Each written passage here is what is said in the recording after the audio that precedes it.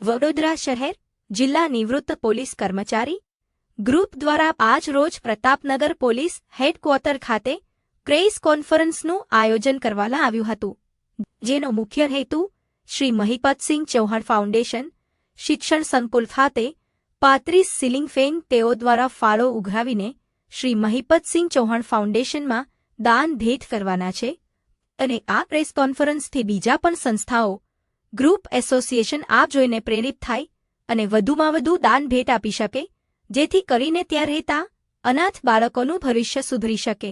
आज जो हमने प्रेस कॉन्फ्रेंस रखी है वो बड़ौदा शहर जिला निवृत्त पुलिस कर्मचारी ग्रुप के तरफ से रखी है।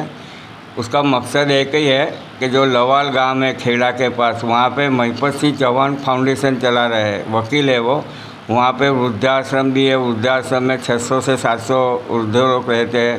1200 जैसे निराधार बच्चे हैं, उनका वो पढ़ाई से लेके पूरा खर्च उठाता है।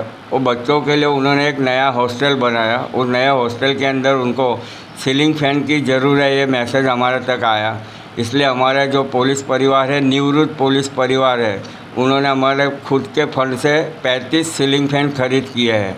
और सोमवार दिनांक 8/6/2026 को हम लोग यहाँ से पूरा काफ़िला एक लग्जरी बस करके पूरी फैमिली और परिवार के साथ 35 जो सीलिंग फैन है वो वहाँ पे डोनेट करने के लिए जाने वाले। इसीलिए ये आज की प्रेस कॉन्फ्रेंस रखी गई थी। और मकसद हमारा कोई चाहना मिलाना नहीं है। हमारा मकसद एक ही है कि बड़ौदा शहर जिला की पब्लिक है वो भी इससे कुछ सीख ले, यथाशक्ति वो भी महिपत चौहान फाउंडेशन को कुछ मदद करे और दूसरी जो संस्थाएं हैं वो भी मदद करे। वही मकसद से हमने आज की प्रेस कॉन्फ्रेंस रखी है। जय हिंद, जय भारत।